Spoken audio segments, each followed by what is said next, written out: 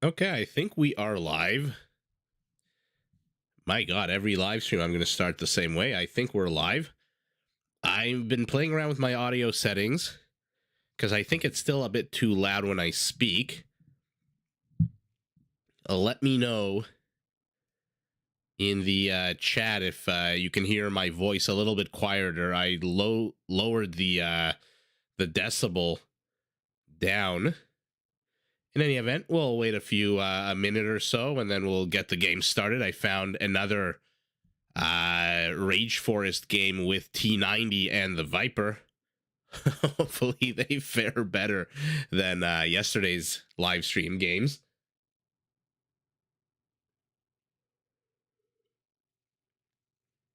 And yeah, let me know if you can hear me fine, if everything on the technical side of things is okay.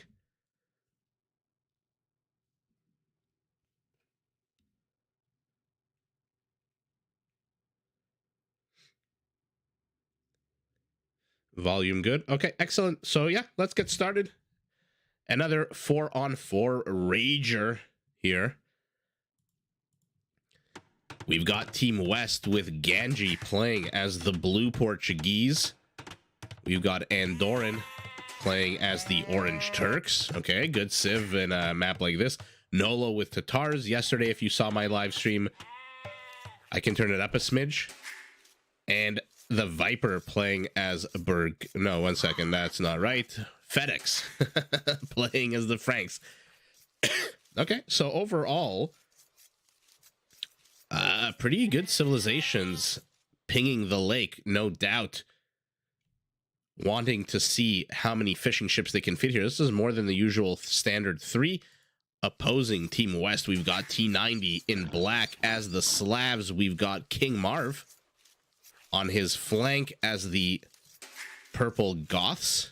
Okay, a good civ in this matchup too. The Viper as the Burgundians, and Nolo as the Red Tatars. So I think I screwed up the intro a little bit. I forgot about green. Oh, it's our friend Naked Nipples. Hi, your mom. It's our friend Nippy playing as the Green Mongols. So we've got Portuguese, Turks, Mongols, and Franks taking on Tatars, Slavs, Goths, and Burgundians. Ooh.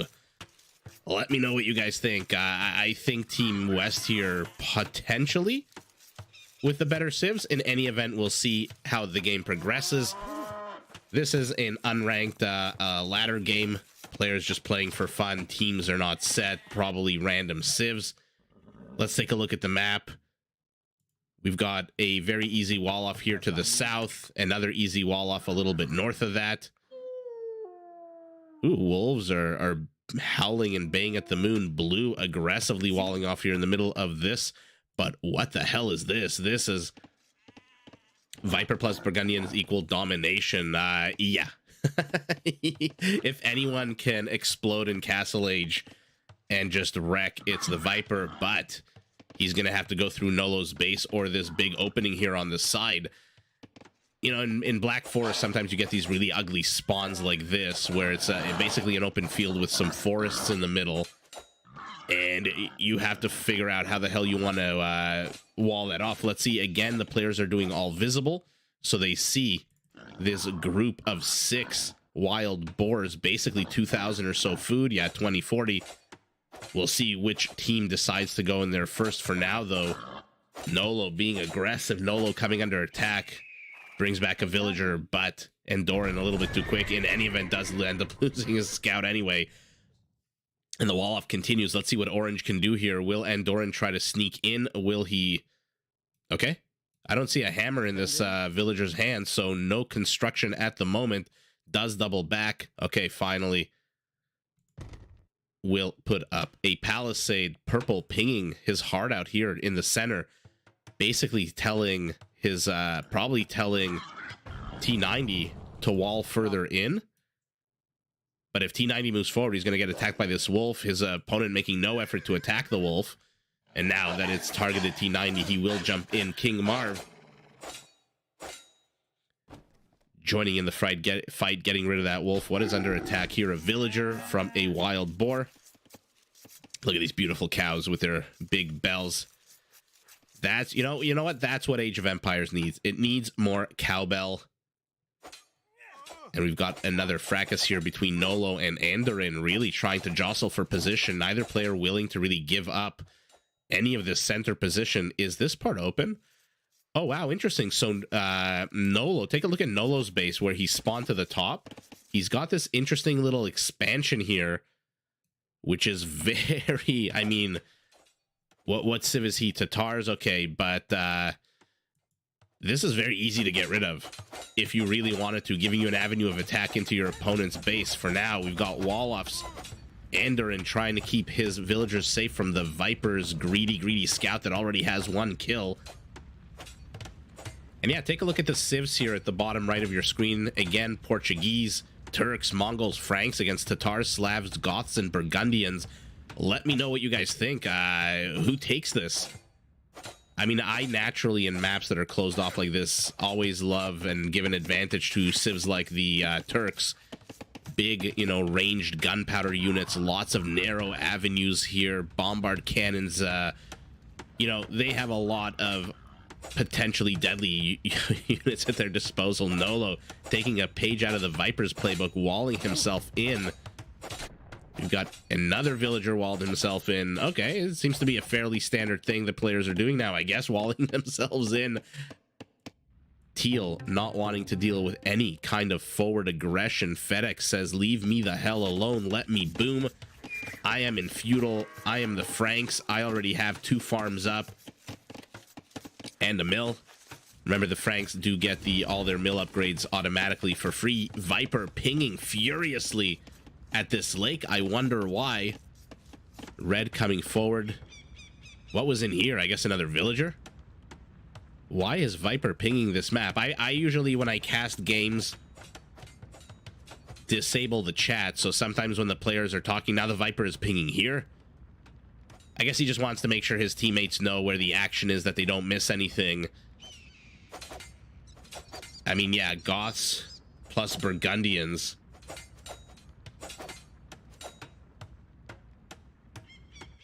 Okay, continue. The Viper pinging again. Okay, just making sure his opponent is aware that there is action happening. T90, like we saw him in the last game of yesterday's cast. I can definitely pronounce your name, but I won't. Unless something really bad happens in the game, and then I might just say it anyway, but to myself. But the last game that we saw where T90, remember, if you saw yesterday's cast, live cast that is, and you remember T90 getting stuck in feudal age for like an hour, but he had a bunch of cheeky little structures that he had built inside the back of his opponent's base. He's basically doing the same thing now. And let's see what he can accomplish here. A militiaman trying to take on a scout. Good luck with that. Ganji expanding his lake presence. I shudder to think how many freaking fishing ships we're going to see here out of him. Remember last game when he had 48 fishing ships in a lake that was, what, 2/3 this size? So I'm very excited to see what Ganji is going to come up with here, and how many fishing ships. For now, lots of action here between blue and orange's base. Nolo has managed to get in here. Nolo has managed to wall off between his opponents, but still early in the game. Yeah, you're very welcome. You're trying to trick me into saying your name, but you are very welcome. I'm glad I could find some good Rage Forest games. Yesterday's cast was a lot of fun. Lasted a long time, I think about 2 hours, but man, T90 and the Viper just could not catch a break. As you can see on the right side of your screen, they are on the same team again. And so let's see if the dynamics here change, if anything happens. We're not really privy to the elos of the players, but, T90, the Viper, Ganji, these are all very, hefty, decent elos for the players. Nolo really trying to insert himself into his opponent's base. What is T90 building? More and more militias. He is yet again stuck in Dark Ages, but in 42 seconds he's going to be in feudal. So not the end of the world there. And let's take a look at what the Viper's doing. He's busy constructing walls as the Burgundians. making sure that his flank, his forward position is safe. No gate here yet for him. Okay, so not really looking to bust out of that position just yet. Still with his one scout cavalry that has a single kill. Hi, Didera.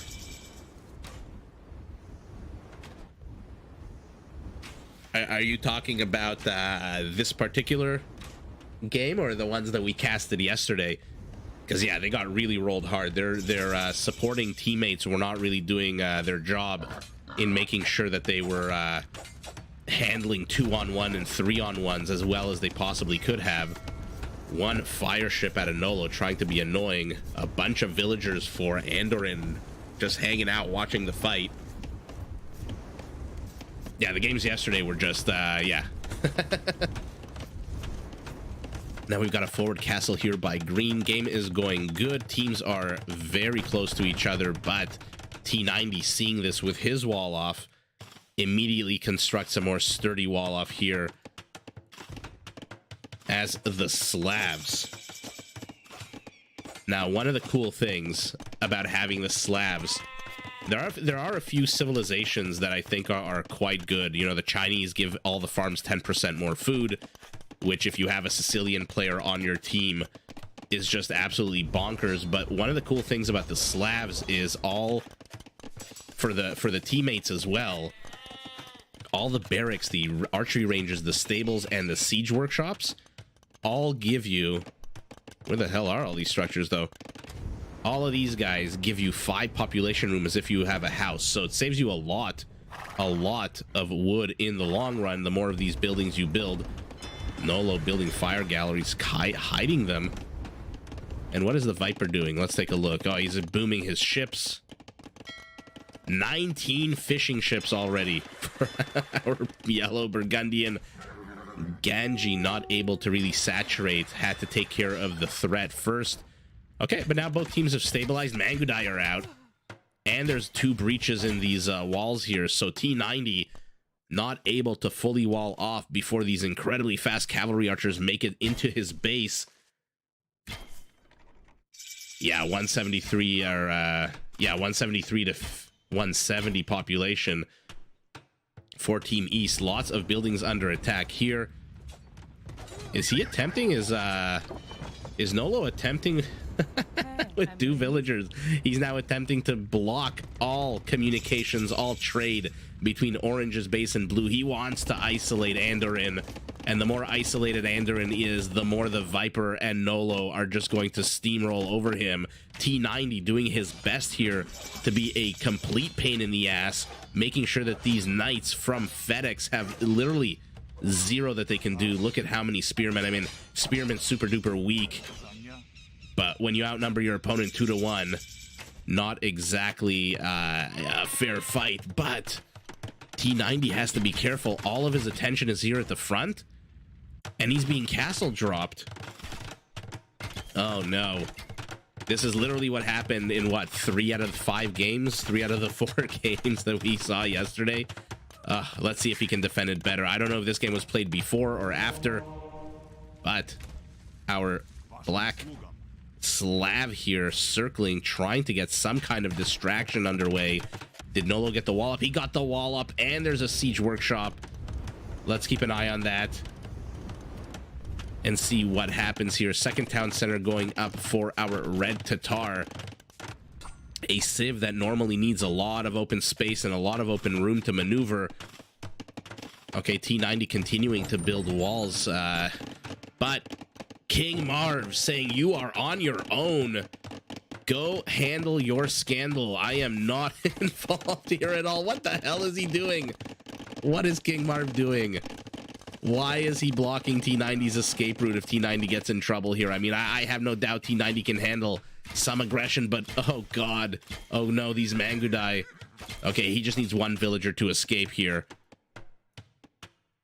But Nippy, not his first time at the rodeo. Instead of targeting the villagers that T90 tried to sneak backwards, he positions himself right in front of the gate. There is now no escape for T90. Does he have any villagers out on the map? His barracks does fall. His army here does die. Where is his? He has no army. He's got 36 villagers only. King Marv, come on. Get your Gothic butt up and running. Get your barracks up. Get something done. Man, these people have it out for T90. Oh, you can wall off all the livelong day. You are fighting against Mangudai, and you didn't wall off completely. Oh, poor T90. Run north, run north. Oh, don't run straight at the Mangudai. Does have one villager here, but again, King Marv blocking his way into his base. Okay, never mind. It's hard on this map sometimes to see the player in black. Oh my god, yeah, T90 definitely looks like he's about to get defeated. Green walling off, the wall off, but T90 not dead yet. How many villagers does he have here? 21 villagers in the back of Mars base, quickly replenishing. Let's take a look at his resources. Non-existent. He's got a bunch of wood, which will give him farms for days. Yeah, okay, so there we go. In the meantime, let's take a look at our red Tatar trying to cause damage here, but out come the Janissaries. And what is the Viper doing? He is... Look at this. I love it. I absolutely love it. This is crazy. He's probably going to be able... He's got 31. He's going up to 37. Probably will hit the mid-40s. And now King Marv placing a very defensive castle here.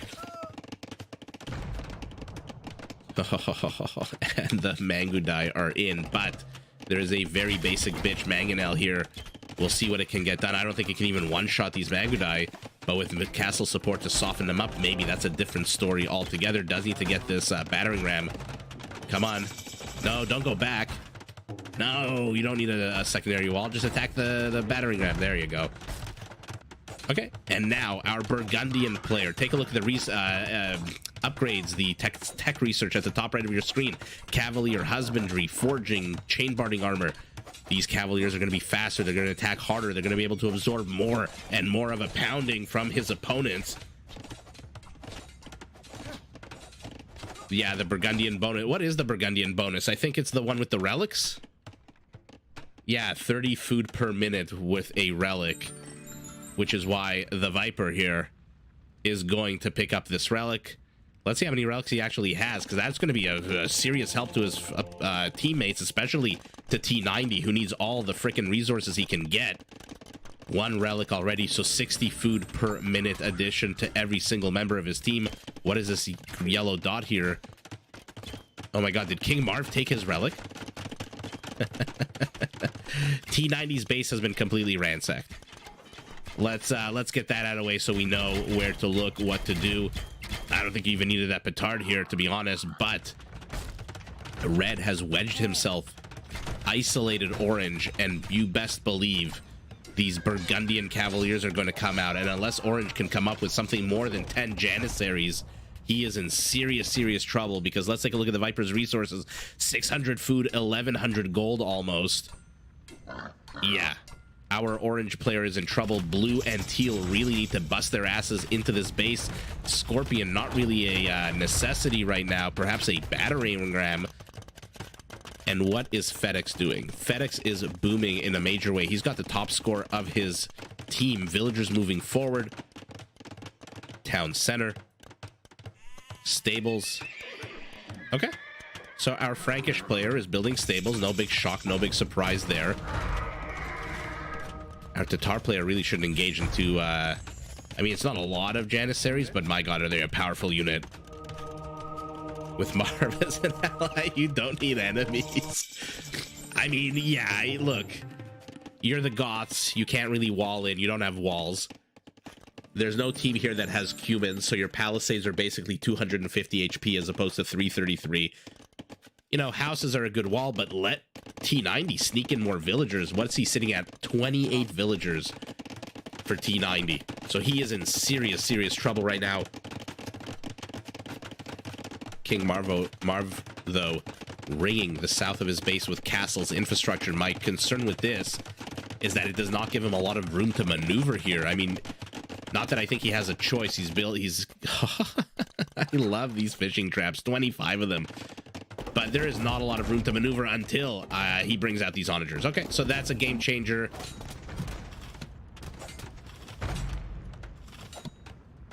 Orange surprisingly moving back the Tatars, but what is he going to do against these Burgundians? How many of these does the Viper have? 22, 23 Paladins, going up to 27. And conscription just finished, so they're going to be produced much, much quicker. Take a look at this constant stream of units out of our yellow Burgundian. I mean, this is the Viper. You give him enough space, enough room to maneuver. What the... Oh my goodness. 49 fishing ships. I thought he would stop at the mid 40s. Boy, was I wrong. So T90 dislodged from his base. Orange dead any minute now. I don't know who's sitting in an advantage here, Team East or West. If Blue, who's not making a he's not, it doesn't seem to be in a rush at all, Blue. I mean, come on, hurry up. You're building what? What does he have here? Some galleys, some halberdiers. Okay. How about some organ guns? A petard. He doesn't seem like he's in a rush at all to get into Orange's base. Halberdiers should do a good job here temporarily against these paladins, but quantity-wise, 37 paladins against 21 halbs. You are not winning that fight. 2 relics still only for the Viper, especially not with Tatar cavalry archers to support. That is a lot of traps. Anytime you see one of these blobs on the map, I mean, I'm just gonna click it again, because why the hell not? 51. What is this? Oh, come on, you can fit one more dock over here. 25. Viper literally has double the amount. But Orange, not to be deterred, walling himself off, building 2 more town centers. Our tenacious Orange Turkish player wants to stay in the game, wants to pull a T90. T90 up to a massive 39 villagers, starting to trade. Viper pinging this location, saying, hey, we've got blue halberdiers somehow in here. But like I said, halberdiers great. They'll demolish the HP of the paladins, but they won't kill them. My goodness. In the middle of it all, we've got the least important battle. So the one I'm going to focus on, we've got Ganji killing the local wildlife. Remember to spay or neuter your pets, as Bob Barker says, but we've got Teal Frankish Knights in the middle of the Viper's base. He's got nothing here. He's building an emergency stables, 2 emergency stables, but hello, FedEx, do something, engage into something. He's going to lose one of these paladins if he's not careful. Does lose the paladin. Go after the trade, do something. Runs away from a few halberdiers. Why? You are a Frankish paladin. You have 192 HP. There is no reason for you to run away from 10 halberdiers. In come the Mangudai, in come the paladins. Uh-oh, King Marv is in trouble. What has he built? 2 Huskarls who are, for some bizarre reason, I don't know what the hell they're doing here, waiting for the owl ceremony. Marv desperately walling himself off here. Very, very temporary hold. This is like putting a band-aid on an open gaping wound. Oh no, now the Frankish Knights are cutting into the Viper's fishing. Oh no. Is he out popping Orange?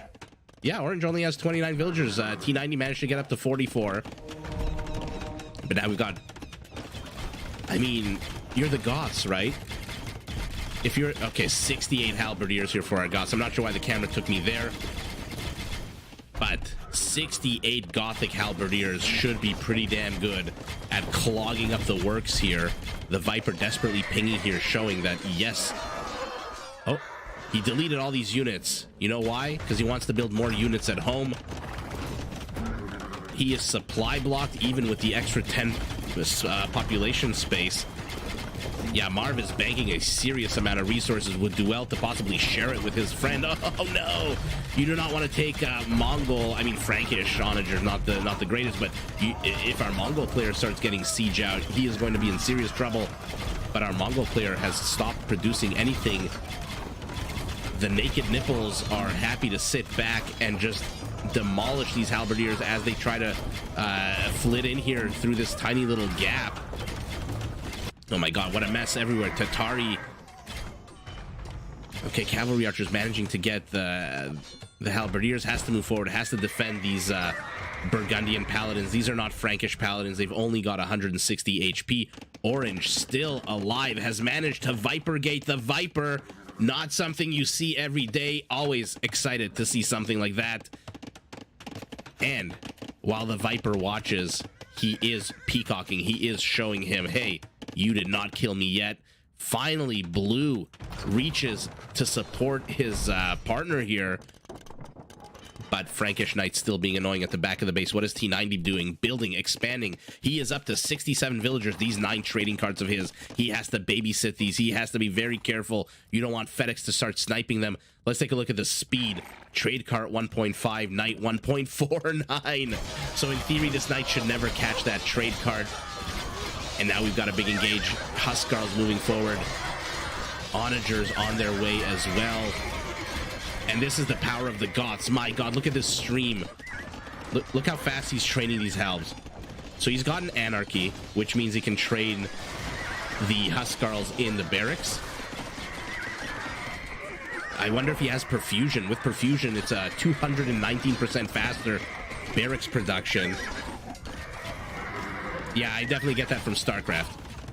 I was told recently in Age of Empires, it's the term is housed. Oh yeah, we've got a real high stakes battle here. A Tatari spearman with no upgrades taking on a Turkish house. Red pinging here, potentially signaling that he wants to engage into Blue from a southern flank. Blue has established himself here and has saved Orange. Orange has managed to save a bunch of villagers. A lot of room in the back of Blue's base for him to expand. Viper does lose his 2 paladins. You can see their uniforms in the hot Black Forest sun. Housed or population blocked. Well, yeah, I mean, when they reach 200, I always say, what do I say? Supply capped. I am trying to use the word housed more often. Oh, what a beautiful match here. Huskarl's not too sure they're the way to go unless you can bore a hole through these Frankish paladins to get at the Mangudai. Yeah, Halberdier's probably the better call here. You want to get through those paladins. You'll have to see Gothic Halberdiers take on Frankish paladins. And now Blue, is he pushing Red back? Wow, what a turn of events here. I do not plan on changing. I just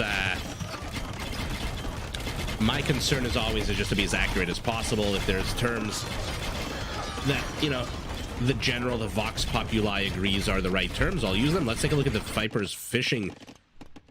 Has he managed to restock? No, he has been knocked down to a meager 40, which means he is now only 15 ships ahead of his partner King Marv, who continues to take on a... I mean, look, King Marv, for all that we made fun of his contributions, let's say, in the last live stream, the man is taking on Frankish paladins, elite Mangudais, as the Goths. I mean, come on, that's pretty daunting. Every infantry that you send forward, if it's a halberdier, the Mangudai snipe it. If it's a Huskarl, the knights insert themselves, but in comes the Viper. How many of his own paladins? 33 paladins, not a small force here at all. Might do well to retreat and let these halberdiers come forward. The paint tide. Exactly. I mean, look, you want a civ that can spam for days and days and days, you go for the you go for the Goths. But with Tatari backup, the Team East has decided to make a stand. One more Frankish paladin rushing to the battlefield. Supplies are now 80 ahead for Team East in villager count, but they're down 30 in army supply. And now Tatari cavalry archers are taking on Mangudais with a whole bunch. I mean, move back, Red. You've got to move back. Let Purple get in there. Let Purple do what Purple do best, which is kill mount units on horses. Oh my God, what is this? This is how many? 1, 2, 3, 4, So not quite the War of Five Kings here. I forget in Game of Thrones, is it the War of Five Kings or the War of Four Kings? In any event, Blue pushing back the Viper. The Viper taking an incredible risk here, moving 33 Paladins to the south when he himself is coming under attack. Nolo desperately repairing what looks like a ghost, but in reality is just this bombard cannon. Blue slowly taking away. Why are you focusing on this? This is not a priority right now. That being said, he is doing quite well at pushing back red and yellow. How is red doing? Let's take a look at how red is doing. Well, he had a whole bunch of cav archers here. It looks like King Marv is starting to run out of steam. I mean, he's dented his resources by a massive 1,000 wood. He needs another 20 or so before hitting population, but you wanted to see how red is doing. His castle here is under attack. He's got a buttload of trebs here, and he's got these incredibly powerful Tatari cavalry archers with with their extra armor. Let's see if he's got intimidated siegecraft. He has 16 plus 3. My goodness, 19 range. 19 range on these. Now, the problem for Team East is what I was talking about in the beginning of the game. If anybody just sends an onager here and all of a sudden they insert themselves here, look, there's nothing here defending this trade. Their only warning would be if the Viper notices that his one villager here slowly pickaxing away at this gold patch notices an incursion, but for now it doesn't seem to be on the radar. Orange continuing to build walls here, still living in the past when he is under attack. It is a fantastic game so far. And let's take a look at T90. What is he doing? Continuing to boom. He's got 50 trade cards.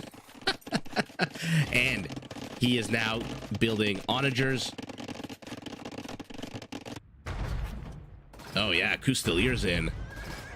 I mean, I know technically the name is Coustilier, but that is just, you know, it's one of those that's just too difficult. Lechai I can do for the Lithuanians. Coustilier is a bit too much. I love these units. Take a look. What other unit attacks on a 40 in its first attack? Oh my god, they're just so annoying and so powerful. The Viper pinging, showing us that the avenue, the theater of war, has swung from the north to the mid section of the map. And kudos to Big Marv, to King Marv over here, has handled the aggression here quite well. Remember, Goths don't have walls. He has done all of this on the back of palisades and support from his teammates, something that he did not give his teammates in the last few games we've casted. But my goodness, has he redeemed himself now. Blue with Duel to pivot. Oh god, we've got a whole bunch of exposed trebuchets here, but is this enough? Oh, look at that Viper walling out of Nolo. Will lose one trebuchet to these fully upgraded halberdiers, but now the Viper decimating the trade of Team West here, at least this portion of it. Oh god, these Tatari cavalry archers. Remember, Tatar's on the high ground. 50% more damage instead of the usual 25% more. So they are incredibly deadly. A few ships trying to make an issue of it, but more and more of Blue's Portuguese halberdiers streaming south.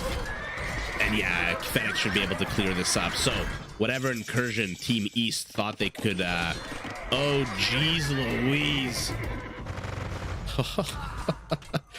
Well, I think it's safe to say that T90 is back in this game. I mean, would love for him to unclump some of these siege onagers. Every time a shot lands, it damages multiple. Oh, that's sour. But 22 he's got with 11 on the production tab. We'll see how our green Mongol can handle. I think this is enough to be able to take down 2 castles, especially with this support from King Marv. And in moves T90 very, very slowly. Still a stalemate up here. Coustiliers dying to halberdiers, who themselves are dying to Tatari cavalry archers. A desperation castle being built here. All aggression from Team West, or rather Team East, has been ended. I don't know what the hell this is out of Ganji, but let's go back here. Okay. Oh, sneaky from the Viper, or whoever did this, decides now is a good time to wall it off. The question is, what the hell are they going to do against T90's army here? What does Green have? 44 Mangudai is a good start. Remember, they do get an attack bonus against Siege of 5.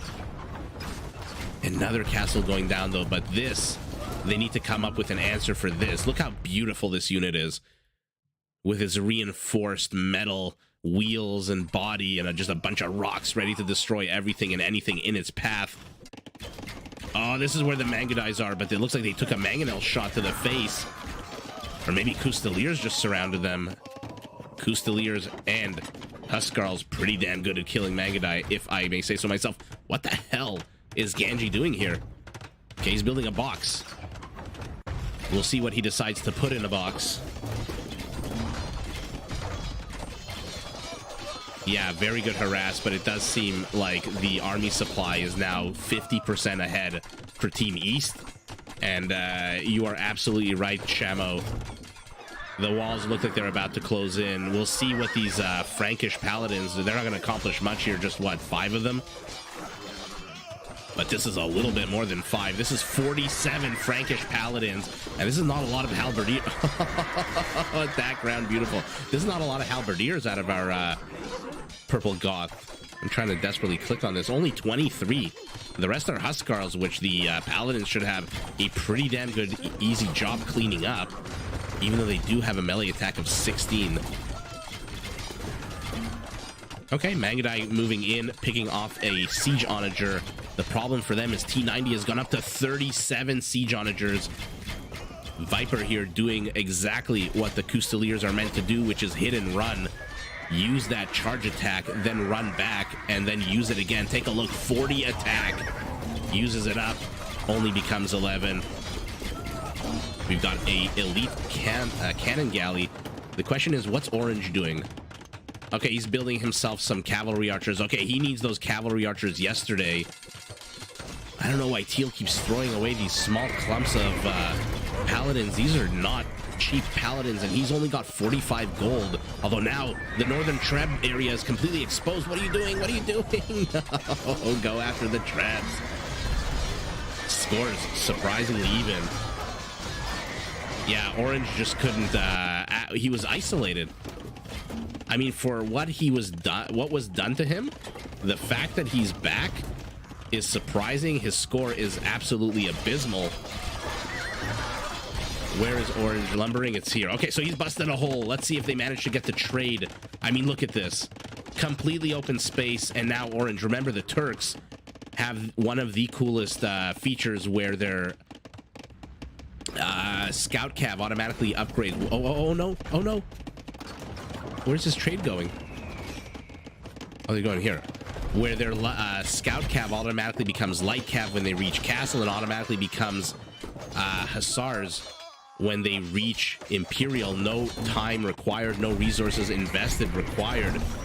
And now Red is pinging the hell out of the northern part of the map. He knows that their trade is coming under attack. Builds an emergency bombard tower, an emergency castle. Brilliant. And now these Turkish heavy cavalry archers with 100 HP are moving in. Let's see what they can get done. 3 is not enough, but more and more are streaming in. The Viper is pinging here. Oh my god, T90 has entered the chat with 17 siege onagers, but what do you do here? The Viper is just decimating. By the way, a perfect unit to attack trade with the Custelier, because look, the first attack basically takes their HP down so that they only really need one more attack. Oh god, Orange not paying attention, just streaming in units to a waypoint here. Needs to back off, needs to do... What is he building here? Oh, I thought... I made a mistake. I thought there was a flag up there. And now take a look at the army supply. 110 to 200. This is not enough to take out a castle. This castle needs to be focused firing the siege onagers. Trade being decimated on both sides of the map. T90 down to a measly 43 trade cards. The Viper still on 40 fishing ship. I mean, what are the Viper's resources? He's, oh my god, 9,000 food. He's got no gold to speak of. He's got 40 trade cards. But these Custeliers, like I said, the perfect trade card killing unit. But can it withstand Halberdiers backed up by Bombard Towers, backed up by Turkish cavalry archers? Oh god, he looks like he's damaging his own his cavalry archers. Blue doing a fantastic job, by the way. I think Ganji, despite my LOLing at whatever the hell this is, he in my opinion might be the MVP of this game, whether they win or lose. I mean, if they lose, he's not going to be the MVP. If they win, I think Blue is going to be the MVP of this game, basically single-handedly saving Orange's ass. And now Teal has thrown away all of his paladins. He's left with only 10, and he's building light cav. Ugh. Frankish light cav. Come on. Wasted his paladins a little bit too much. Castle going down. I mean, T90. Yeah. His attack rounds are great. Kill as many of Purple's halberdiers as you want. Purple is just streaming. Does he have perfusion? Oh, look how fast this is. Take a look at the bottom left of your screen. Look how ridiculous this is. I mean, you've got Shotel warriors for the Ethiopians that can train in 4 seconds, but Goths with perfusion are just something completely different. They're just a bonkers speed. And Nolo managing to push back Orange's aggression, but Orange sneaky building some archery ranges here, no doubt for heavy cavalry archers. No, don't reveal it yet. Look, guys, if you want to surprise your opponent, you want to give them as little heads up as possible. Revealing one cavalry archer here that will do literally nothing is not a surprise. Okay. Team East. Okay. So if you made it through yesterday's live stream and you noticed that the Viper and T90 didn't win a single game after an hour and 8 minutes, after T90 was dislodged from his base and managed to come back with a freaking vengeance. Remember, the Slavs with their siege bonus make them pretty damn good at pumping out siege units. T90 returns with 41. Why did it take me here? 41 siege onagers. I think Teal made a mistake throwing away his knights trying to attack these siege onagers. Would have done better maybe to mass them into one giant fight. Orange tried a sneaky side attack here to get at the trade. Does Ganges have Victoria? Let's take a quick look. Unless I'm missing it, I do not believe he has any Victorias. What's his population? Well, it's not going to tell me anything. 148, 190. Yeah, no, I don't think he's got any Victorias. Wow, what an incredible game. What an absolute fun game. And yeah, there you go. T90 and the Viper take it, even though, I mean, brilliant move here to isolate Orange. And like I said, had Team West won, Blue would be the absolute MVP of this game. Let's take a look at the stats. Let's see if anyone was slinging. Okay, so there's a bunch of, let's see what happened here. Ganji sent the Turkish player about 6,000 resources. Or maybe not, I shouldn't assume. T90, the recipient of a bunch of resources as well. And take a look at this. King Marv received a shit ton. This is where all the resources came, I guess, to build his massive infantry army. Let's take a look at his resources. A measly 9,400 wood, 8,000 food, 3,000 gold.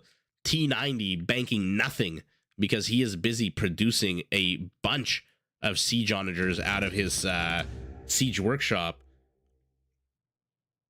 They were able to deny trade. I mean, you had the Frankish paladins earlier in the game that made it in here, but the Custelier, just such a better unit for raiding because, again, that first attack from the trade card, 40 attack on this elite Custelier, and then just one follow-up swing, and that trade card is dead. Paladins, we saw, they move at a 1.49 compared to the 1.5 of this trade card. And so never can really catch up unless the trade card, changes path, makes a left unexpectedly. Green, though, the MVP, I think, of his team. Would have loved to see some more Mongol Siege with... I'm tapping my fingers. I'm trying to remember the name of the upgrade. Is it Drills? The upgrade for the unique upgrade for their siege. The name will come for me. Custelier speed. Let's take a look. 1.49 as well. Okay, so I guess you have to position them at a trade cart that's, coming at them. And that way it can actually do the damage. Otherwise, oh, look how cool this unit is. Look at them. They're just so relaxed. They've got their spear on their shoulder. They're just riding into battle with their 40 attack. Yeah, it is drill. Okay, good. Yeah, I figured. Sometimes 42 civilizations, 2 unique texts per civilization, plus a whole bunch of other features make it a little hard to remember sometimes. Our Frankish player blew his gold completely when he wasted it on the Frankish pals and throwing them away at the Gothic infantry. Never a good idea. Even if you win 1, 2, 3 battles, you're trading an expensive unit for trash. And now, that was this game, I believe, right? T90 was Slavs. Okay, let's keep going. On to the next game. Ooh, we've got Doubt, freaking Andy, Ganji, Valis, the Viper, and freaking Andy. Okay, this is going to be a very interesting team, and Chinese. One of my favorite civs for team games. Against Regiden, Doubt, Barles, okay, and Imperio. Okay, let's see how this goes. So finally, T90 and the Viper have a winning match on my live stream. And let's take a look how these teams are divided. We've got orange, yellow, green, and blue. So that is Team South. So bear with me.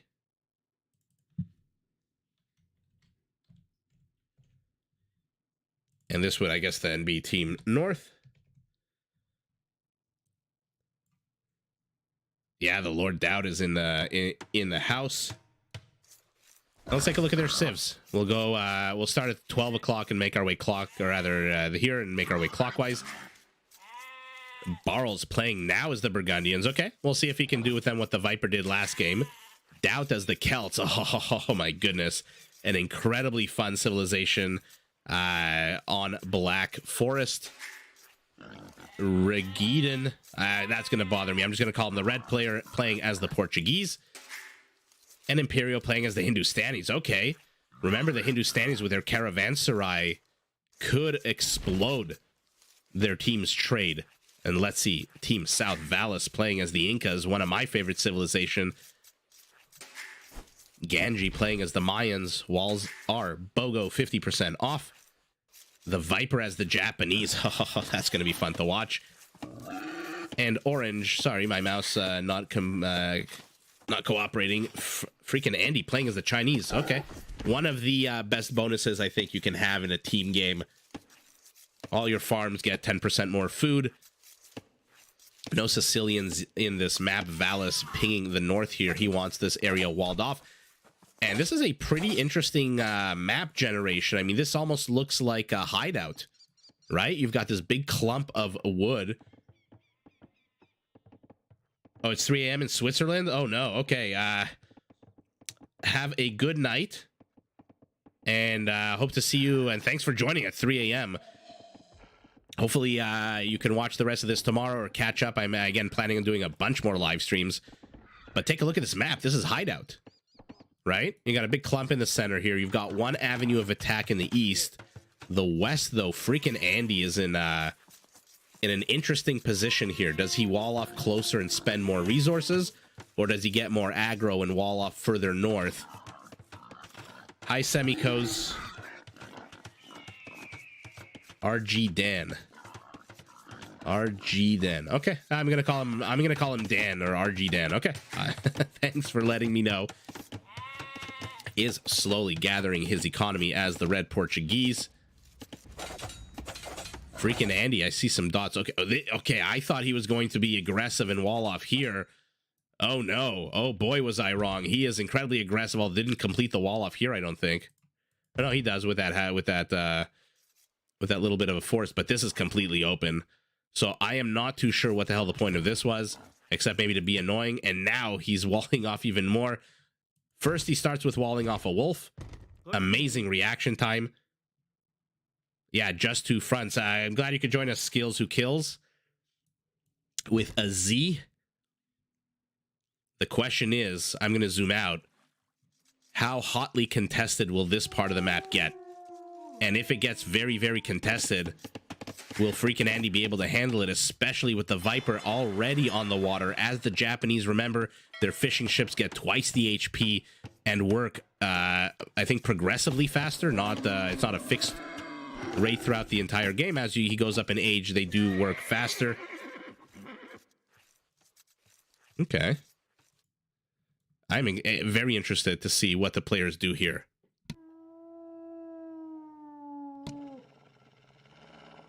Now Blue has managed to sneak in his Eagle Warrior, his Eagle Scout, and a sheep that he thiefed. But Red saw the sheep getting stolen. But he didn't see where it went. Oh, he misses it. It sneaks away. All these little fun things that happen on maps like this on 4-on-4s. Red's desperately circling, trying to locate where the hell is this sheep. Will not find it. Teal circling his partner's base. Oh my god, freaking Andy here really getting aggro with his wall. He walled himself in. I mean, this is great.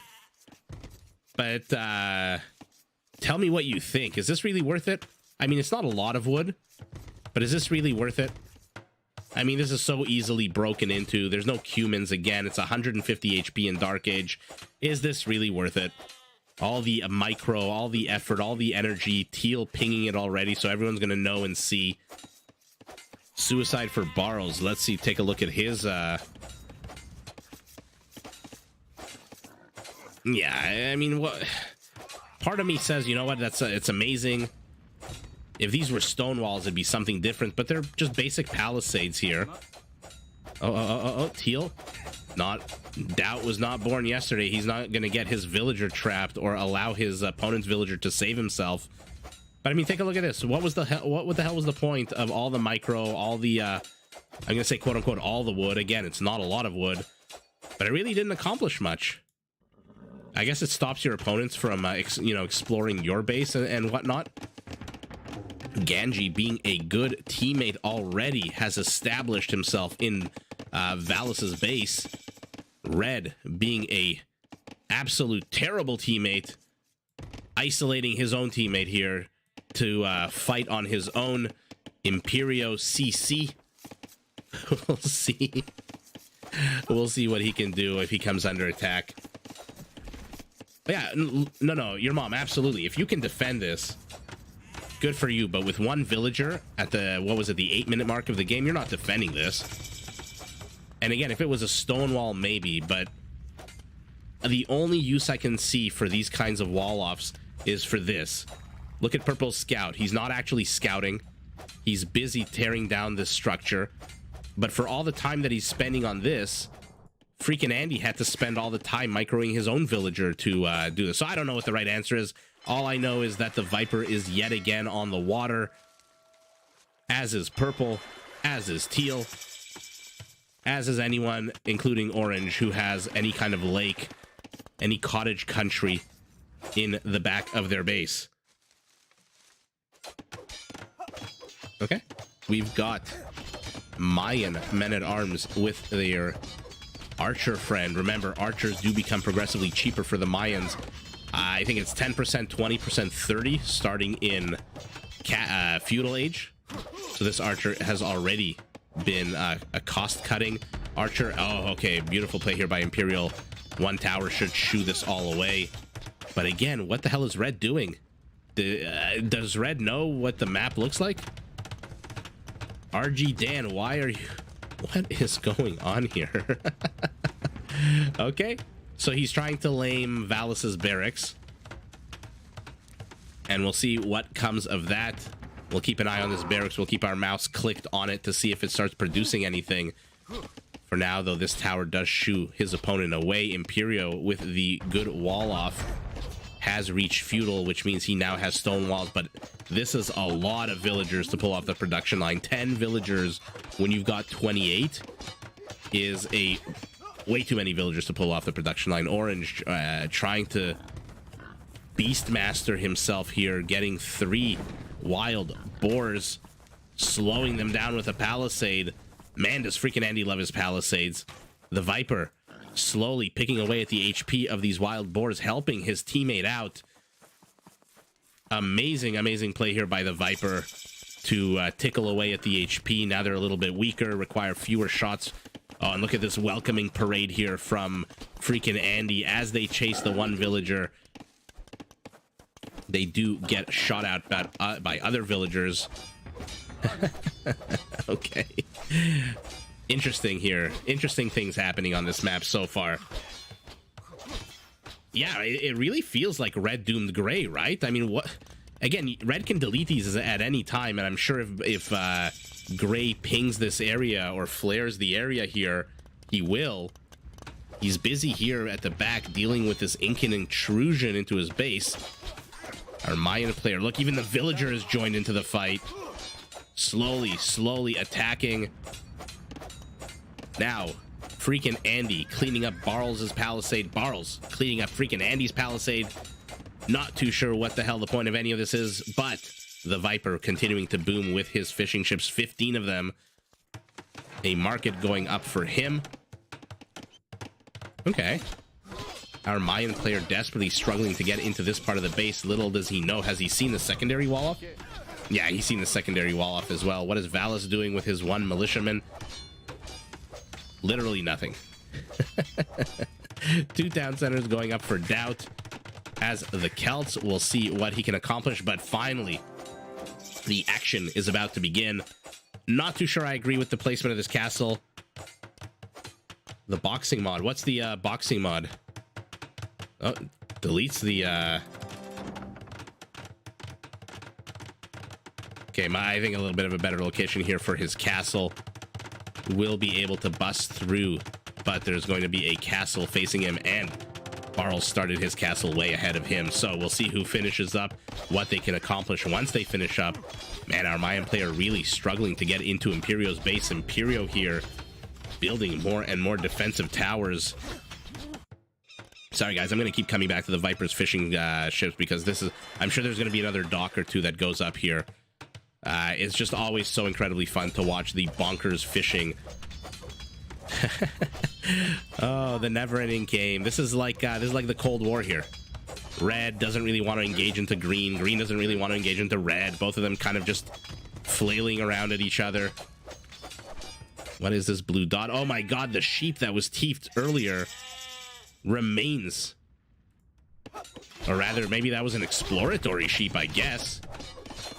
No, it must have been teeth from somebody. Everyone and everyone is going up to castle. Another town center going up for our purple Burgundian. Let's see if he decides to make use of his civilizational features. Let's see if we see some cavaliers trying to take out these Chukanu-filled castles out of freaking Andy. They use boxing gloves. You know what? I actually prefer the swashbuckling swords. I'll install the mod. I'll see how it looks. But I love it when villagers attack things. They got those like pirate swords, the cutlass, it looks like. Forget the cavalier, says Barles. I am coming out with a Custelier. Oh my god. Not a 40 on the elite just yet. But what are we working with here? Okay, both of them have restarted their counter. Okay, should be able to get the convert, right? No. And the Chukanu pays the price. Red, finally, did he delete? Yes, he deleted. Mazel tov. He deleted his own blocking of his opponent. An incredibly aggressive castle out of, oh my god, again, the name. Out of red, basically. A very aggressive castle. All of this opposing palisades have been deleted. Blue now on the defensive as he continues to expand his base. Okay, Custelier's running in, plus 20. So a 28 attack as a first shock is not bad. Viper. 25 fishing ships. Not a single military unit, with the exception of this one galley, which helped poke and prod at a few of these wild boars. Oh, he left a few wild boars. Okay. Freaking Andy wants to end this game yesterday. 3 town centers going up for our Hindustani player. Remember, their villagers come in super duper cheap towards the later stages of the game. Oh, I'm looking at their shared features, by the way. Hindustani's camel and light cav units, +2 attack versus standard buildings. Not a bad team bonus to have, actually. Is Viper building any military infrastructure yet? He's got a bunch of houses. He's got his blacksmith here. I don't see any villagers moving out. No, yes, I do. Right as I say that, of course, 2 villagers move out, but they've still got their axes in their hands. Not... Oh, no, now they're going hunting. Okay. Castles attacking palisades for both sides here. So, as I suspected, I'm going to zoom out. This area of the map, the far west of the map... J-Dog, this is not live. This was recorded, I believe, 4 or 5 days ago. But this is a live stream.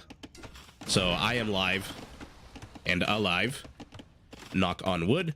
But as I suspected, this part of the map is coming under contention here as Purple moves in with Custeliers to try to get the Vipers fishing ships. What are they attacking that's taking so long? A converted Custelier. Okay. Freaking Andy in the midst of his forward aggression. His villagers are in, or rather his Chukanu are in. A lot of town center fire they're going to take, but slowly they move forward. My God, what an annoying unit to have to deal with. It is going to get, I think, all 3 of these, no? No, it doesn't get all 3 of them, not that quick. Not much happening in the far east. Let's pivot back to the far west, where we now have a purple Burgundian galley taken out by the Vipers' 2 war galleys. Yeah, J-Dog, these are ranked and unranked ladder matches. I guess that's the appropriate term for them. These aren't tournaments or anything like that. This is just a game that the players play, which is why you may recognize some names, may not recognize others, why every game has different teams. Custelier taking on a war galley does bite the dust. Any new developments here? Yes, organ guns moving forward. Okay, you know what? Red started the game with a little bit of a dickish move, walling his his teammate in. But okay, now our Hindustani player exploding to 73 villagers. I believe that might be the highest. No, not the highest in the game. Teal has 100. Green has 79. Let's take a look at Doubt. It's been a while since we've noticed him and seen what he's up to. Booming. Oh yeah, this is a competition here with the Viper. 40 fishing ships. Is he building any more? He is not building anymore. He is building mangonels and going up to Imperial. 40 fishing ships. The ability of these guys to stuff in like a can of sardines. I mean, there's some space here. Where is he going? Okay, he's... What is he, Okay. Helping himself to this fishing trap. And now...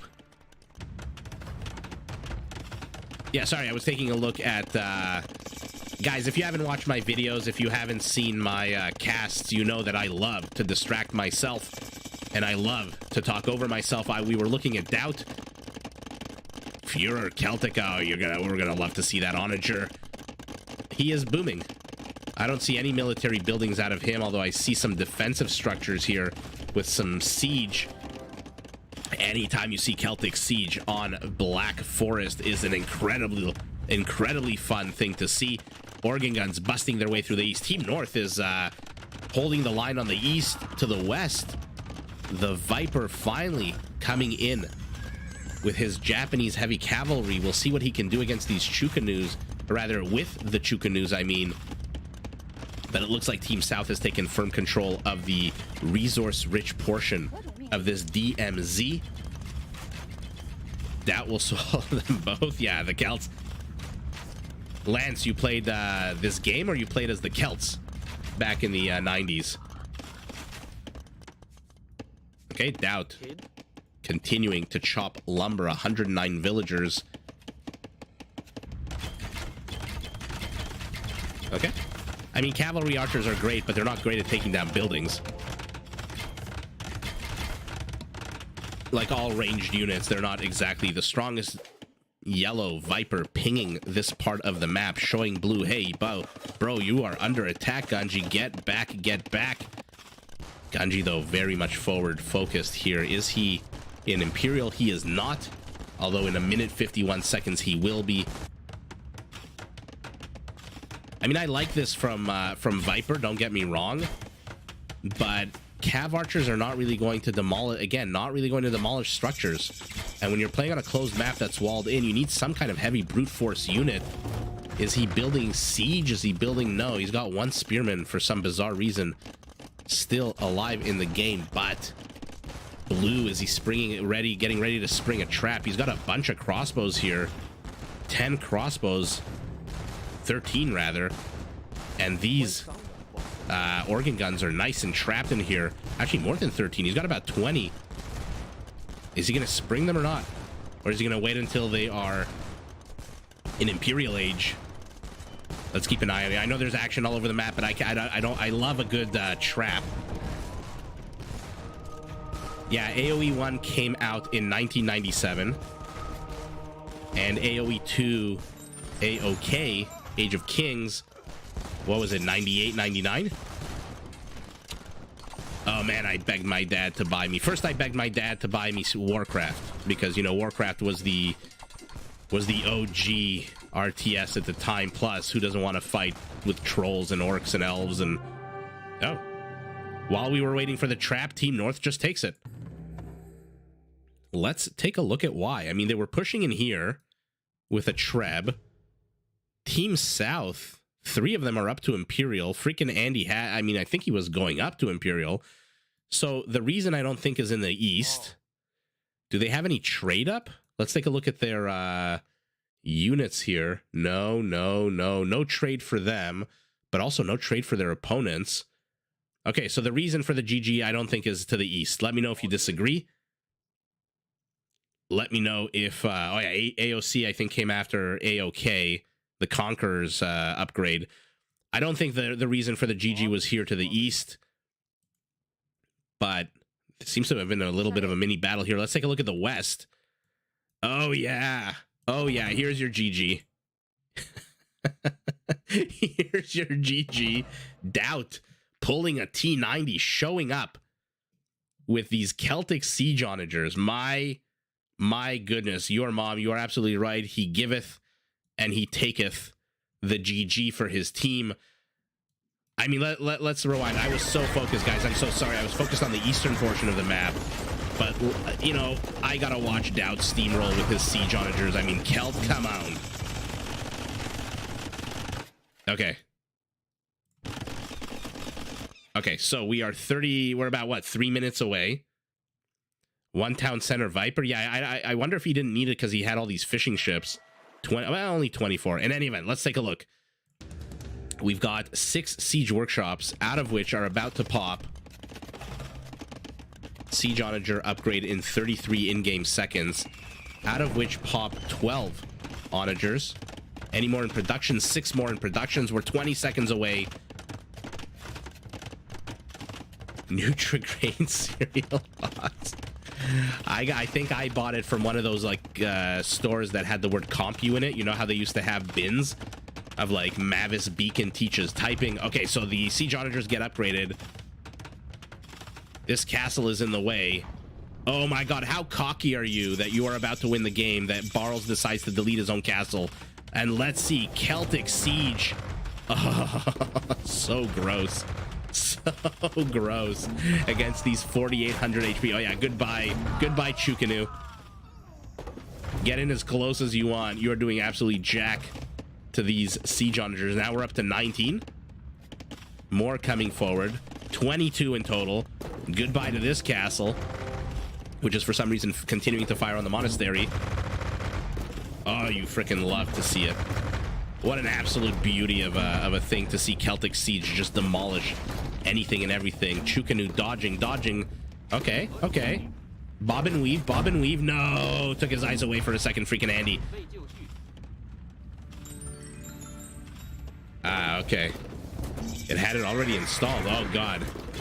Was it a what was it, a 486 computer back in the day? My parents were both into computers, so I can nerd out a little bit with you here. I begged my parents to buy, my dad to buy me Warcraft. He bought me Warcraft.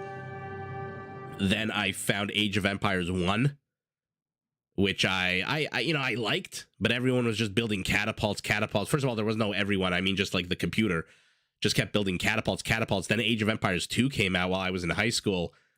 And my God, did I spend a lot of time playing in the Zone, on MSN Zone. Okay, here. I mean, yeah, this is the GG. This is not the GG. I wonder why Ganji waited so long to spring this trap. He's got 20 crossbows in here. Could easily have sprung it and just taken out all of these organ guns. Remember, they fire on a spread.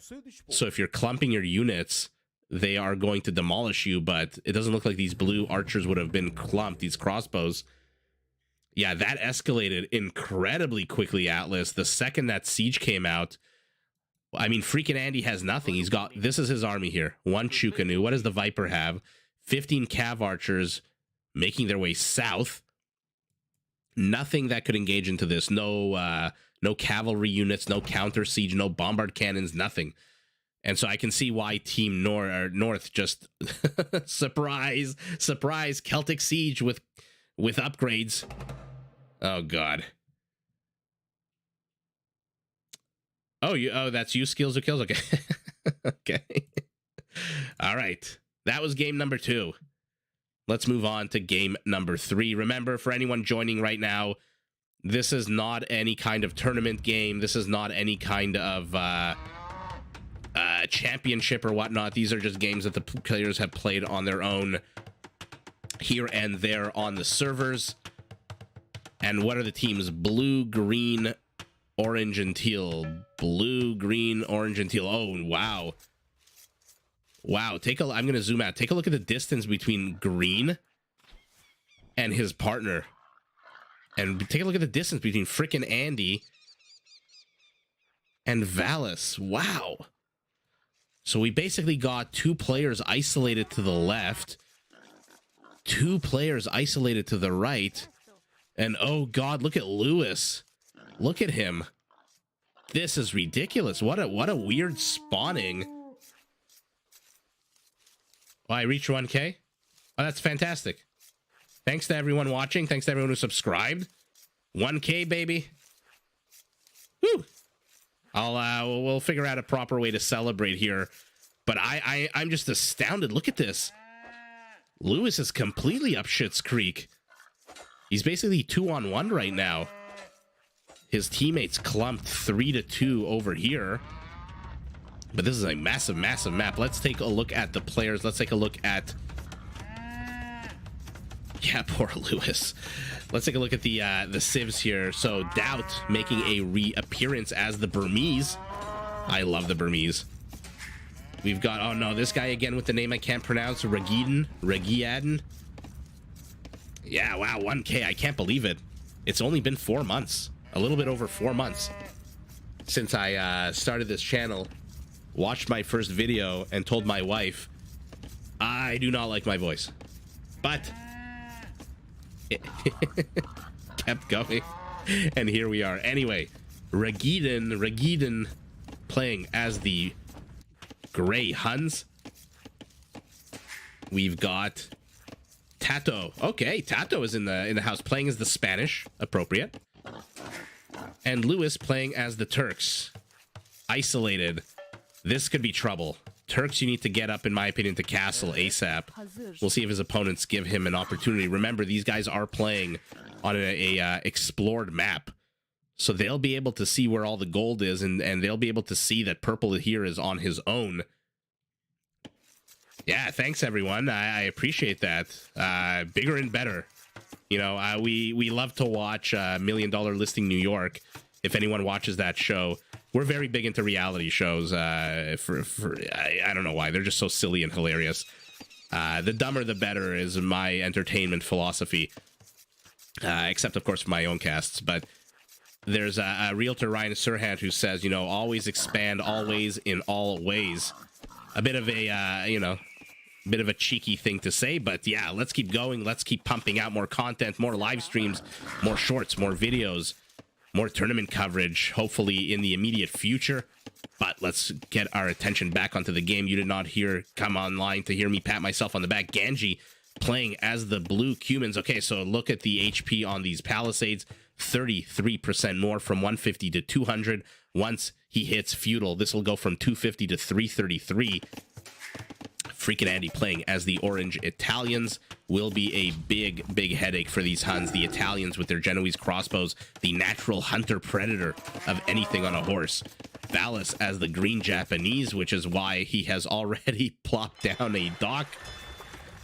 And, oh god, Capra Montana as the teal Magyars, potentially deadly in late game. I mean, they have one of the strongest Cav archers, so a very fun matchup here.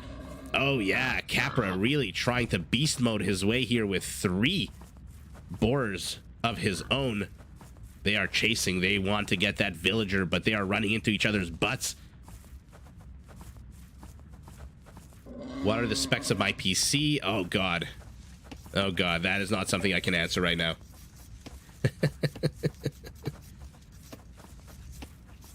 Oh yeah, first of all, kudos, J-Dog, to anyone who plays this game on Xbox. I watched all of, oh my god, the town center got the boar. So he does not get to harvest any meat from it. Military kill instead of civilian. Ah, big mistake here by Capra Montana. Terrible mistake. 340 food, all that effort for naught. Yeah, anyway, as I was saying, I watched, all the reviews of Age of Empires on Xbox, from Spirit of the Law to, I forget, a bunch of other ones, and my goodness, it seems complicated. I mean, that being said, I'm 40 years old. I'm from the generation of PCs.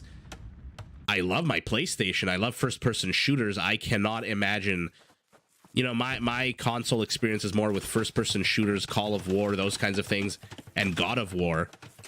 Things like strategy games, I have no clue how people have the ability to play them, but kudos to them. There seem to be a lot of younger players who love it, and so I would love to see some experts rise up in the Xbox community. Green pinging Teal here saying, bro, what the F? I want him to go scout. You have blocked me with your Palisades. Teal continuing his massive... Another ping by Green. He really wants to get out there to see what the hell Doubt is building. Doubt with a market. First to feudal age. He is as the Burmese. And now Green gets in. Teal immediately walls off right behind him. And now more and more people... Oh, I think I need to change the names of the teams, right? Red, purple... These are all teams south, not north. Sorry, guys. Just a very quick second here while we very professionally change the names of the teams. And there we go. We're back. Blue, also like Teal, undertaking a massive construction project. I guess he didn't really need to wall this off because Gray is walling off here. But he didn't know that. I'm going to call him Gray. I'm tired of trying to pronounce this name. Regiden. And let's see what happens here. Red starting to go out onto the water. Our Japanese, how many fishing ships? 10 fishing ships for him. Okay, and now everyone but Tato is in feudal age. Tato has the requisite food on the back of 27 villagers and will be in feudal in 1 second. And I mean, he almost has the requisite food because it's, he's probably going fast. Castle, yeah, by the time this market and blacksmith finish, he's going to have the 800 food he needs to go up.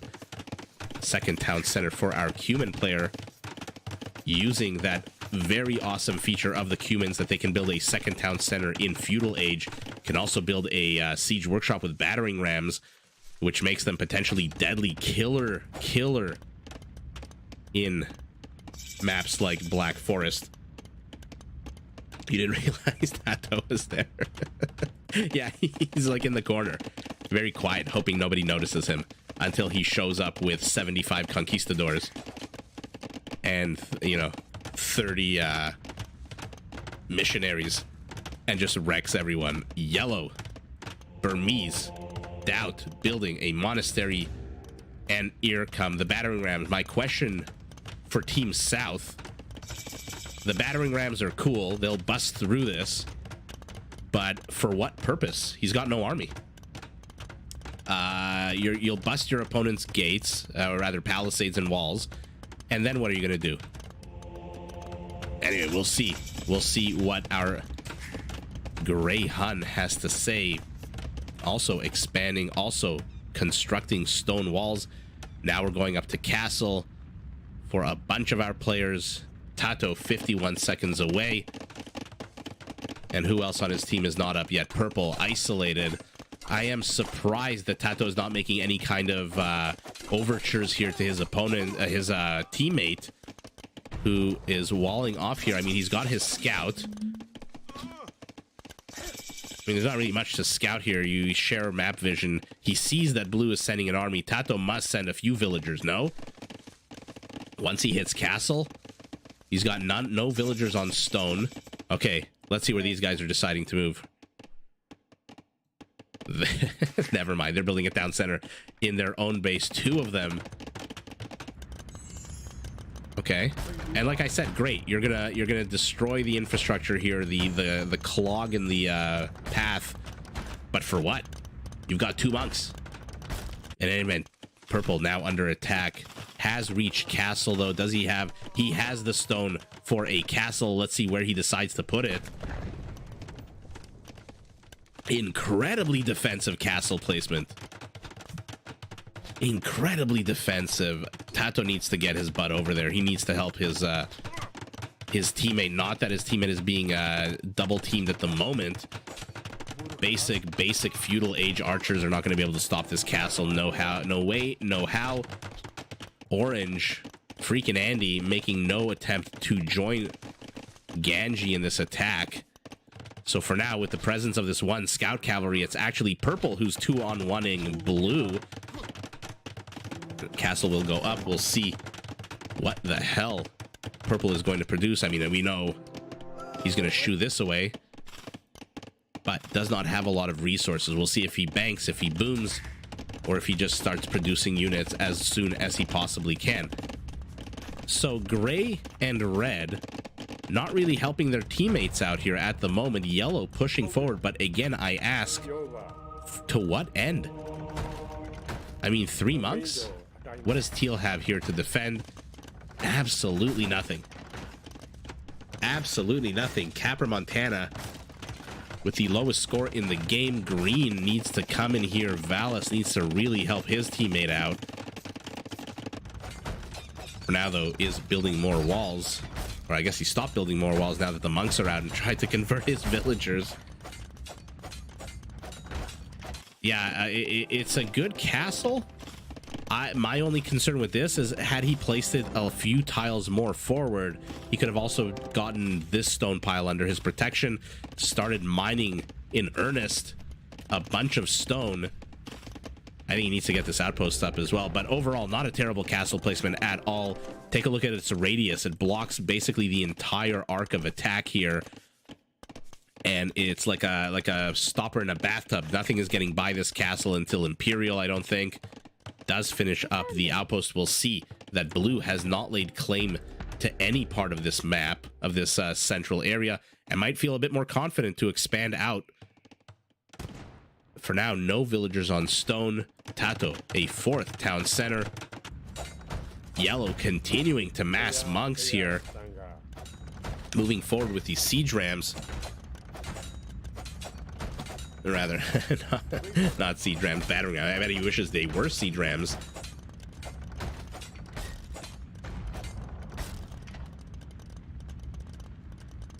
Okay, let's take a look what he can accomplish here. Burmese, one of those cool civs that focuses on the only spellcaster in the game, the monk. Okay. I think the techs are 50% off. which is why you can see on the left side of your screen he is researching a bunch of technologies or upgrades for these monks as soon as he can. Don't waste them on houses, though. Okay. So he is tiefing houses, is our blue Burmese. Okay. And we leave it up to him. Purple walling his opponent away. Two feudal age archers managed to get a janissary. Not a good trade. But two more janissaries out on the map, roaming. Does he have anyone on stone? No. I think Lewis needs to get his stone mining in order. And now, finally, Tato moving forward here. The strongest player on the team moving to support and provide auxiliary military power to the weakest member of his team based on scores. Okay. Thank you, Didera. Very exciting. Very exciting to get there, and even more excited for what's about to come. Okay. Teal has rebuilt, or rather built, a second town center. Another one going up for him. Has lost his primary. Green needs to start supporting his weakest teammate. Does Valis have any army to speak of? No, he's going up to 79 villagers, 42 fishing ships. Okay, these guys are moving forward. A bunch of villagers moving forward. Let's take a look at his resources. Does not have enough stone yet for a castle. But they are moving forward. By the time they get there, maybe he will. He's only 180 stone away, and Yellow's aggression seems to have stopped as he takes advantage of this undefended mining camp.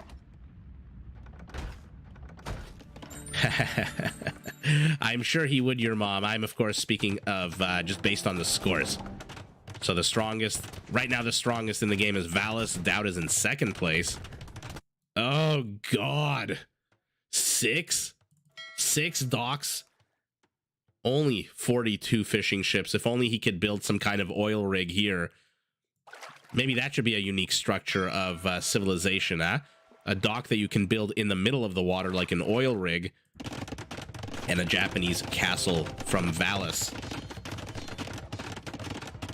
Yeah, Dowd having way too much fun, waiting a bit too long to come support his teammate. One barracks, one castle here against Kipchaks.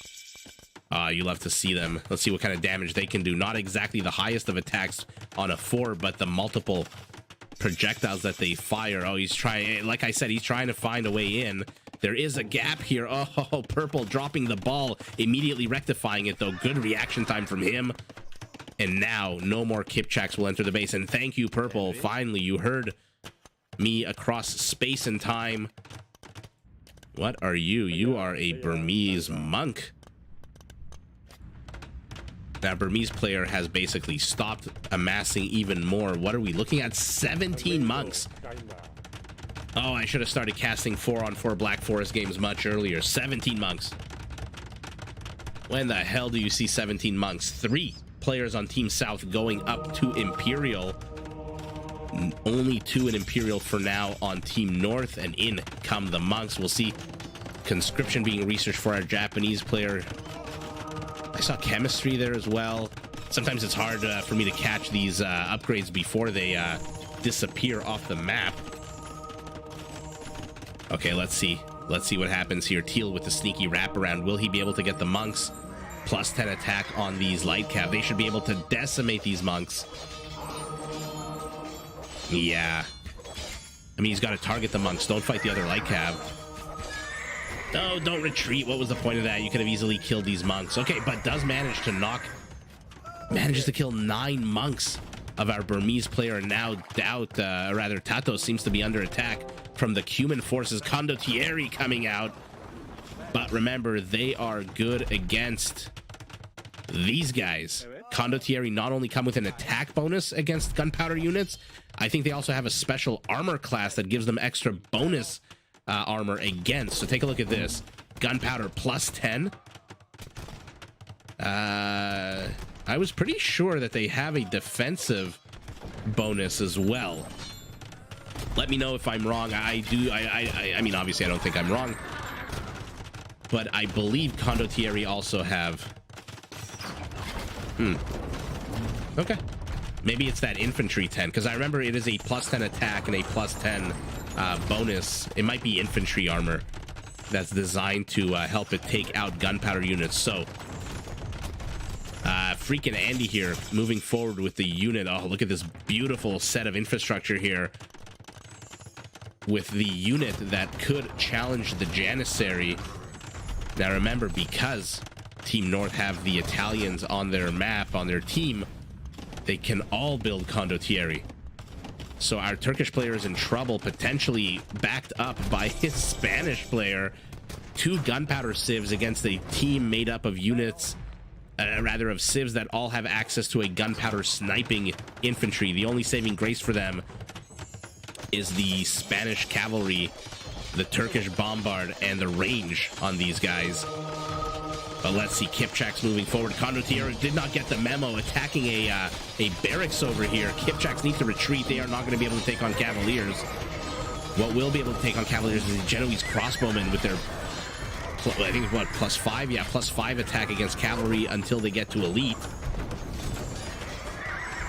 Yeah, Pavice, is it being researched? I'm desperately trying to keep an eye out on everything that's happening on the map. Pavice, by the way, is the name of this big shield that they're carrying on the back. Oh, what an engage here. But again, Spanish Cavaliers, now Paladins. Oh god, what are these shots here by these onagers? Okay, our Turkish player trying to get a little too cute, I think. Just stand your ground and fire. Okay, Team South manages to push their way in, and now our Grey Regidan moving forward with the Huns. What does he have? 4 siege rams, 3 heavy cav archers. Japanese with the, I'm not even going to try to pronounce because I don't remember it. Cataparuto is the one.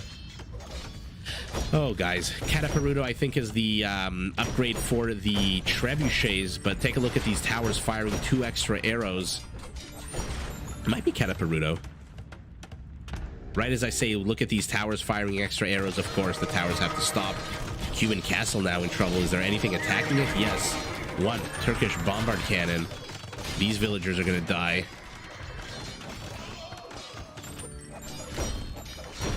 Okay, teal and green managing to push yellow back quite far. I mean, what is he sitting on? 16 monks, and that's it. Team South having a bit of trade from yellow. What about Team North? I don't see a single trade card from Team North. Everyone is Imperial. Dowd's in it for the ride. Yeah, I mean, he is doubling down on monks. Although 1 trebuchet in production here for him. I'm gonna quickly ATZ, welcome to the live stream. I'm gonna look into my notes super quick while we continue to watch this battle. I need to know the name of that Japanese upgrade. Yasama, that's it. I need to remember that. Cataparuto is these guys pack and unpack 4 times faster. So look at how fast they packed and unpacked, and they fire, I think, 33% faster. But Team South making inroads here. Kipchak's not able to stymie the Spanish-Turkish alliance. Genoese crossbowman, he desperately needs more of these. Forget the condottiero for now. Let your Kipchak friends try to attack as their Hussar meat shield comes in. You focus on these paladins, because how many? 35 paladins now moving in. Team South being pushed in here. Team North being pushed over here. Oh, it means catapult in Japanese? Okay, that makes sense why they called it that then. But how many freaking BBCs are there? 6 bombard cannons. This static defense is definitely going to go down. I don't know which screen to look at. We finally got Hunnic cavalry archers. Remember, they are 20% cheaper, so you can field a buttload more of them. And Team North just has enough units, just barely enough, to hold back the tide of Turco-Spanish aggression. However, how are they going to deal with these Oh, look at these towers with their extra arrows. They're so freaking annoying. And how many trebuchets for Valis? 8 trebs. What other army does he have? Nothing. 16 halberdiers. But, oh god, these cav archers need to run the hell away. What are you doing? Oh, this little deke movements, You'll have to see it. Yellow should probably be focusing on healing these guys as opposed to trying to convert a Hussar for no reason. But Valis is inserting himself into this base. Not much that his opponents can do. Yellow in serious trouble. Is he rebuilding any infrastructure? No, he's building bombard cannons to try to get rid of these trebs, but they do not need Warwolf to be able to one-shot a bombard cannon, especially 8 of them. Take a look at how quick they pack and unpack. Look at that insanity. That is just bonkers.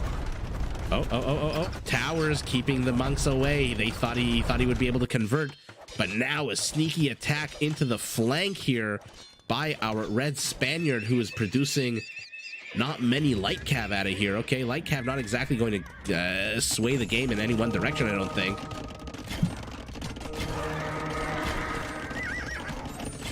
And Team North pushing in through the western portion have managed to block all the aggression from here. It looks like Team North is swinging this game in their favor.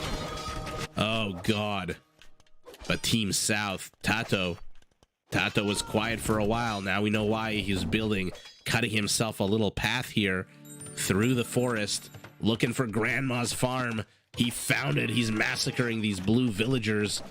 Ganji, all of his military focused here on the front. We'll see if he even cares to move any of it back. Rather freaking Andy at the moment.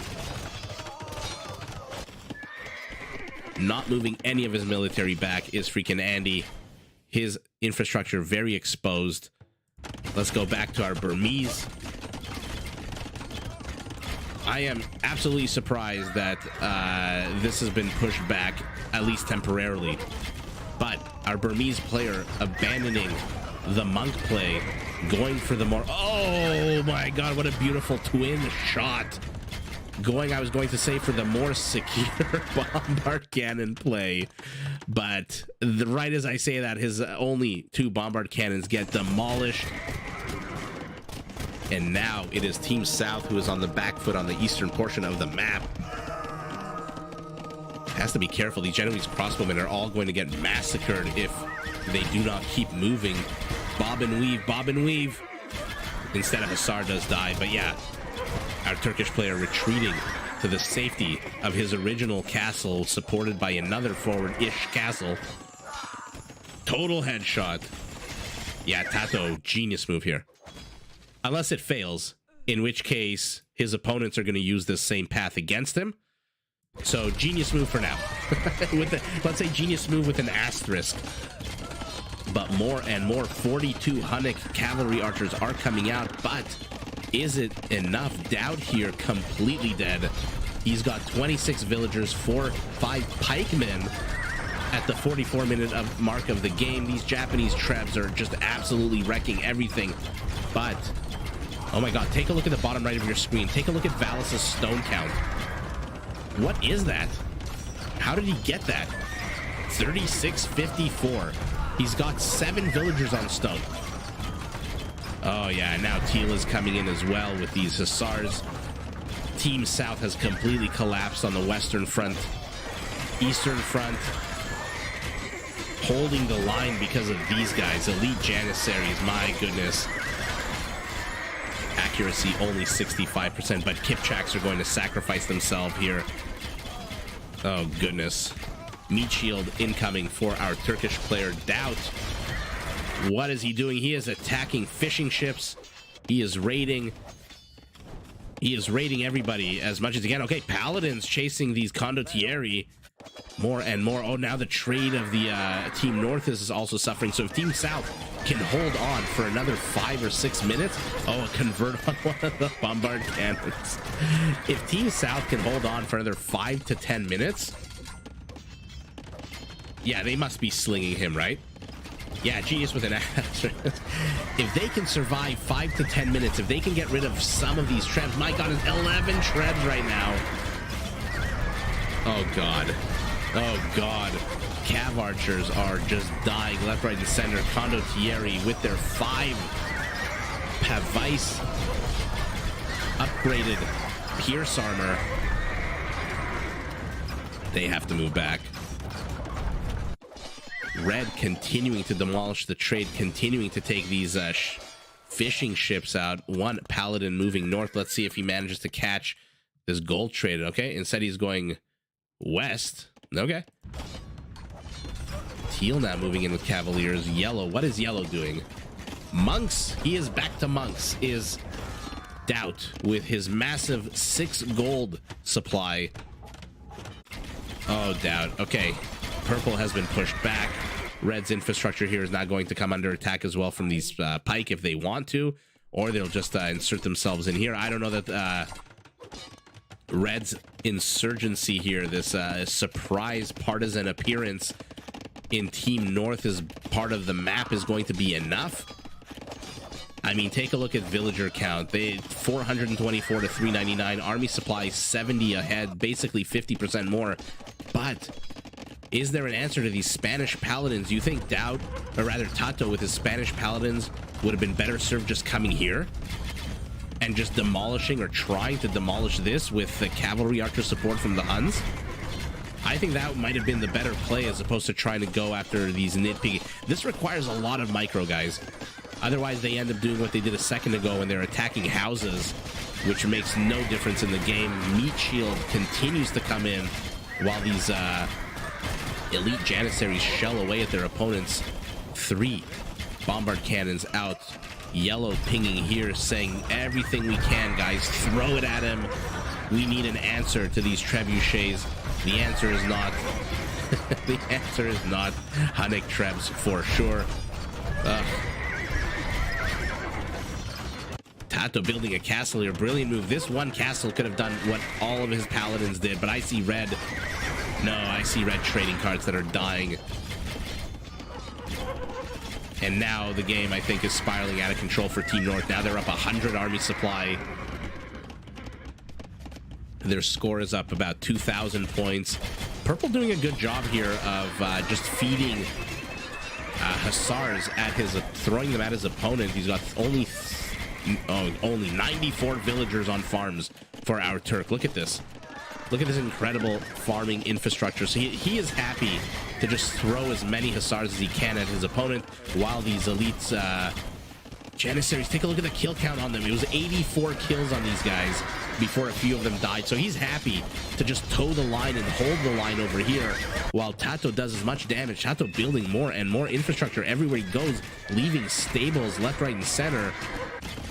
But he needs to come here yesterday. Oh god, is Gray paying attention?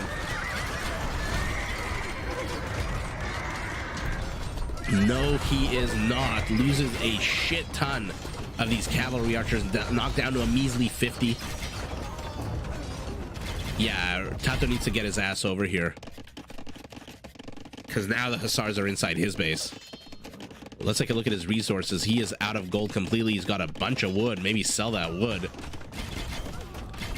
I mean, Regiden, however you pronounce, RG Den, is doing an amazing job with these cavalry archers, holding back as much as he can. The aggression. Yellow completely dead, building 5 pikemen and a bombard cannon, which now will die to halberdiers. So again, Yellow finds himself completely neutered, completely unable to perform any kind of military action on the map. 69 heavy Hunnic cavalry archers, but Doubt slowly pushing them in. This is what I said. If they can hold for 5 to 10 more minutes, it's potentially possible, especially now that Doubt's base is coming under attack. You know, when Doubt's base comes under attack, either we're going to see a GG immediately, or he's going to pivot and start investing his resources in fighting. Oh, but yeah, the natural elite. Take a look at their attack bonus against cavalry, +7 for an archer, by the way. You know, it's not a huge, it's not a Custelier +29 charge attack, but +7 for an archer is quite a high attack bonus. And this is, I think, the death knell for Team South. I think, like I said, once they reach Tato's base, either we're going to see him pivot, although pivot with what? He's got no resources left to speak of. 19 where are these paladins, by the way? Okay, useless. Where are his paladins? I mean, there's one here. Yeah. Not a surprise. Wow, what an incredibly fun game. I mean, that was pretty awesome. I wonder what was going on in Doubt's head when he did monk play, but this is the fun of you know, there's tournament games where the players really try tried and true tested build orders and strategies, and then there's unranked ladder games like this, or even ranked ladder games where they just have so much fun. I mean, there must have been some logic for Doubt to have gone balls to the wall monastery play in the beginning. Ends up losing his entire base because of it.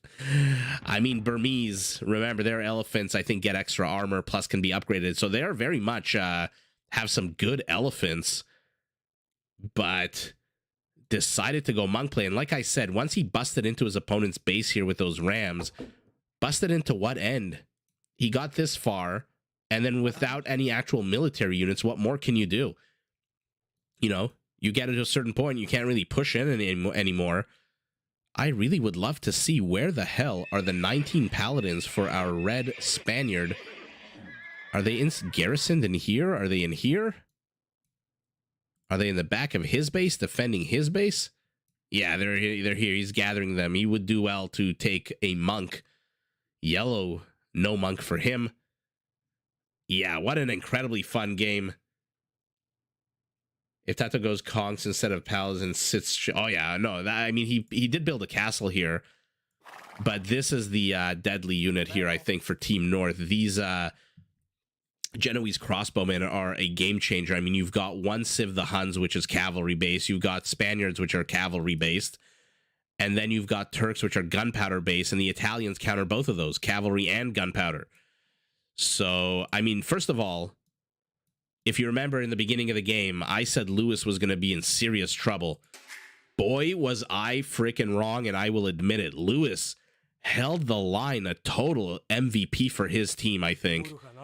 Let's take a look at kill count. Let's take a look at everything. Where is the kill count, by the way? We've got APM.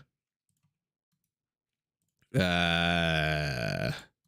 got Eco KD, so Tato has killed 316 of his opponent's villager, but Capra Montana, having dislodged not only yellow, but also gray, has killed 265 of his own. Let's see here. Sent received 11K. I don't know. I don't see the kill count here. Oh, here's KD. So who on Team South killed the most? 638 kills. So that's 1,000, about 1,700 kills for Team South. And then 3, 7, 11, just a little bit, about 20% less kills for Team North. But let's take a look at the stats. Let's see what the hell happened here. Oh my goodness. Take a look at these resources. Yeah, so sent, received. Let's take a look at Valis. Oh no, he sent 11,000 resources, only 2. I wish we knew what this was. Is it the stone that he had banked up? 3,200 stone for our green Japanese player. Wow. I mean, yeah, Tazy, I think Conks would have been fantastic here. Don't get me wrong. I think they would have sniped things much quicker than the Paladins, because, you know, it is a ranged unit. But whether Paladins, whether Conquistadors, the castle here did help a lot. Ultimately, though, yellow was the weak chain on his team in this game. Again, going for that monk play instead of elephants, or... correct me if I'm wrong, I think Burmese infantry also get a progressive attack boost, +1, +1, +1, up to Imperial, where they're +3. Actually, let's take a look. Yeah, yellow here. So take a look at the top left of your screen. Yellow has no attack upgrades. Nothing. And yet his pikemen are at a +3. So that's another cool feature about the Burmese. Instead, he chose monk play. Tato, he had a defensive castle here, and he built one here, but absolutely, to your point, he built them fairly late in the game and not able to. This was the only castle he built fairly early on. And like I said, I thought Purple would be in trouble, but Purple turned out to be the MVP of the game until Tato cut this path through the forest and just started raiding the shit out of everyone. But at that point, it was too little too late. Team North taking the game handily here. Take a look at the scores, about 3,000 points ahead. Thank you to everyone for joining. I think we'll end it here. It's been about 2 hours. And while we've been watching these games, having fun, chatting, and watching these players just demolish each other on the field of battle, I apparently have reached 1,000 subscribers. So thank you to everyone who's watching. Thank you to everyone who's commenting, joining, liking, subscribing, anything and everything you do. Helps the channel out. I really appreciate it. That obviously goes without saying. And I'm planning on doing a lot more of these in the near future, maybe tomorrow and the next day and the next day. We'll see. As long as I can keep finding Rage Forest games, as long as I can keep finding fun games to cast. I'm also thinking of doing player highlight nights, for example, where we just watch, an hour and a half, 2 hours of Tato games or Viper games or, any. Oh, what a beautiful. This looks like a box art for the game that would come with the CD. But yeah, so lots of cool little events and things that I'm planning in the planning stage. But for now, everyone, have a good night. Again, thank you so much for joining. Thank you so much for being a part of the journey, getting me up to 1,000 subscribers. Incredibly awesome. I'm going to celebrate potentially with a slice of pizza. I'm not sure, but I'm going to celebrate somehow. So thank you again. If you're in the morning, good morning. If you're in the afternoon, good afternoon. If you're at night, have a pleasant evening. And I'll see everyone in the next one. GG to everyone who joined. GG to everyone who actually played. And wow, those were 3 fun games. I'm glad we got to see T90 and the Viper actually take a W. They deserved it after yesterday's 5 or 4 game losing streak. Finally got a W. And yeah, have a good one, everyone. We'll see you in the next one.